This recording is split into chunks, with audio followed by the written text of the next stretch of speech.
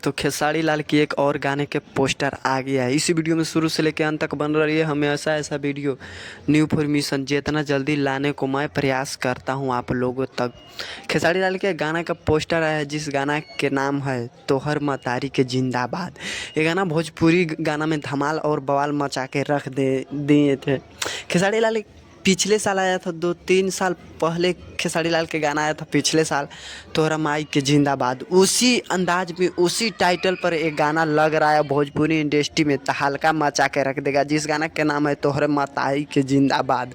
बात करें कि ये गाना कब आएगा, तो भोजपुरी इंडस्ट्री में ये गाना तबाही मचा के रख देगा। ये गाना कल सुबह 7:15 में गाना आ जाएगा खेसारी लाल यादव के। ये गाना भोजपुरी इंडस्ट्री में तहलका और बवाल मचा के रख देंगे। अब आप लोग सुनिए, कल सुबह 7:15 में आ जाएगा यूट्यूब पर। अब आप लोग सुनिए और धमाल और बवाल मचा के रख दीजिए। पूरा वीडियो देखने के लिए आप लोगों को धन्यवाद।